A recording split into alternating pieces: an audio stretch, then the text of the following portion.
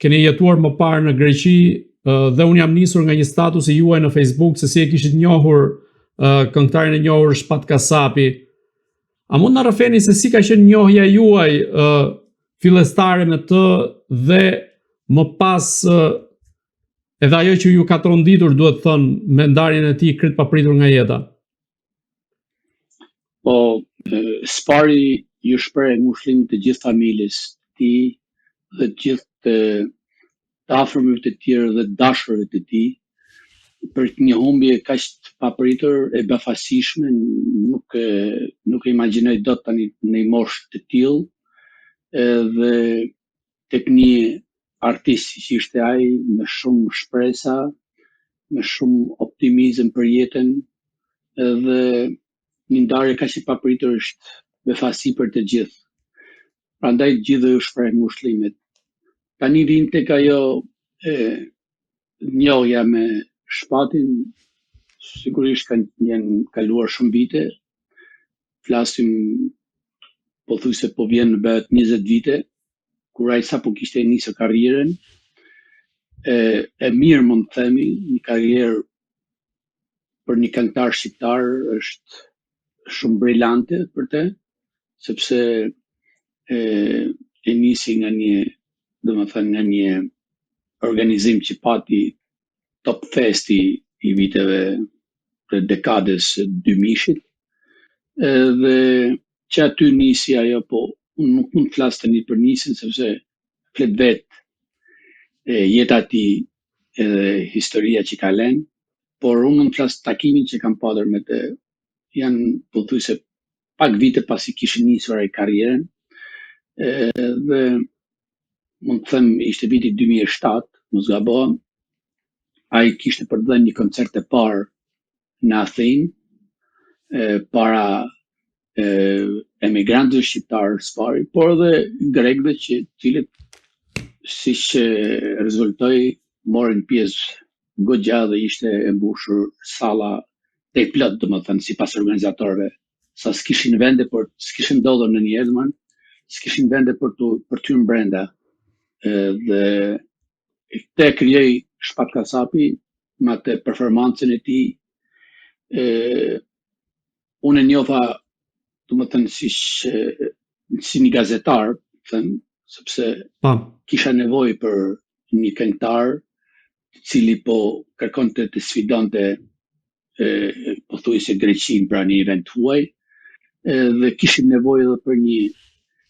aktor artist të tillë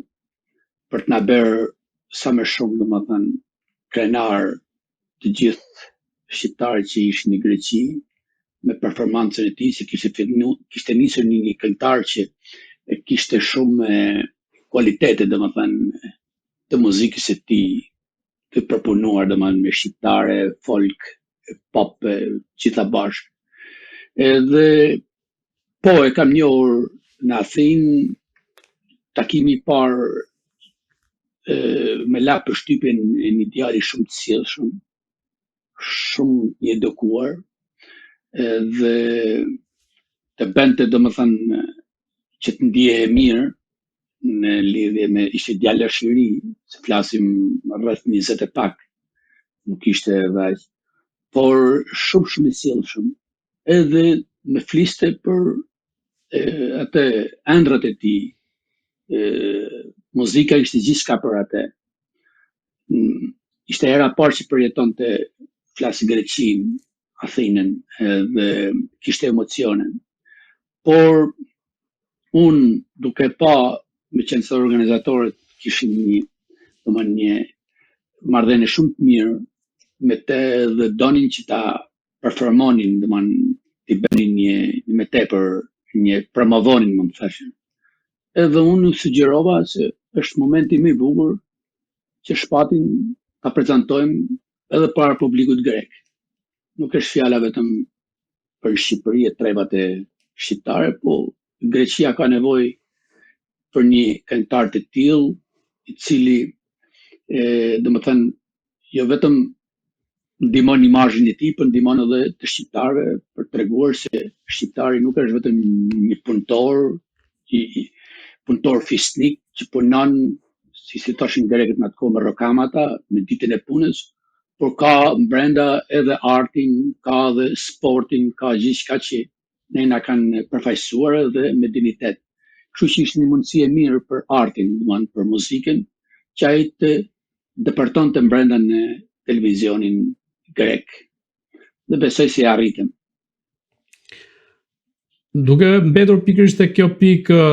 si e priti publiku grek prezantimin e Shpat Kasapit me këngën e tij për një audiencë krejtëre, duhet thënë në atë kohë? Po, përpara se të vite kjo, duhet ta prezantoje për paktën tek njerëzit, tek moderatorët që kishin emisionin, një ndër emisionet më të shikueshme, sidomos në pjesën e mëngjesit, se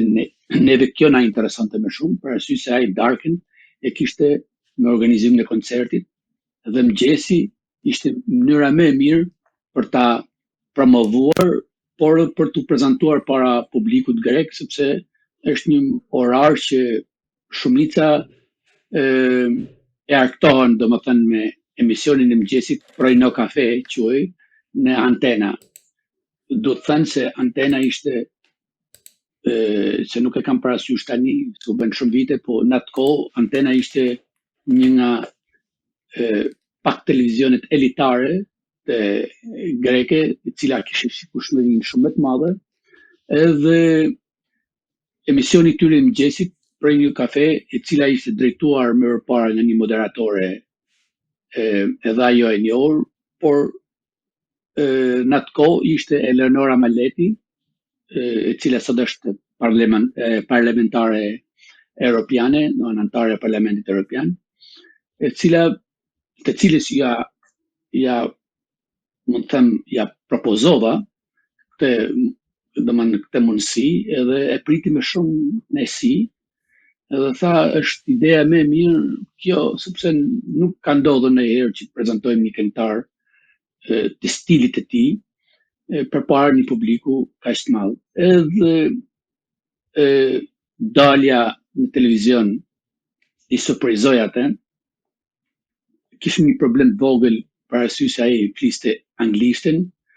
gjithashtu fliste edhe vetë moderatorja, por nuk e donin bisedën në anglisht, e donin në greqisht. Edhe i thash ai nuk flet dot greqisht, por më tha mund ta bësh ti, thash, të lutem, është një përgjegjësi ajo, se unë mund të flas greqishtën, flas me atë formën time, por jo në formën profesionale, siç është një përkthyes. Por tha, pak muhabet do bëjmë, se ne do ja lëmë vendin këngës, edhe kështu që nuk do hyjnë shumë gjëra në detaje, për të patur nevojë një përkthim më dinjitoz. Por me atë sa pata mundësi unë, shkoi shumë mirë biseda, edhe dha këngën e parë, një këngë që i surprizoi jo vetëm aty në studio, por edhe publikun që kishin ardhur me mesazhe, nuk e dinim se kishte shqiptar të tjerë, shqiptar të tillë kalibri që prezantohet kaq mirë, dhe me mënyrën se ishte edhe një muzikë e një ritmit edhe që përshtatej muzikës greke, edhe madje edhe këngëtarit e tyre më popullor që e kanë, Sakis Ruvaz, që i ka prezantuar edhe Eurovision në Greqi. E kjo ishte mundësia, pritja më e mirë që i bëri publiku, audienca greke, një këngëtar shqiptar, të gjithë e komplimentonin për paraqitjen e tij, sepse ç'është e vërteta, ishte një këngëtar që përveç zërit,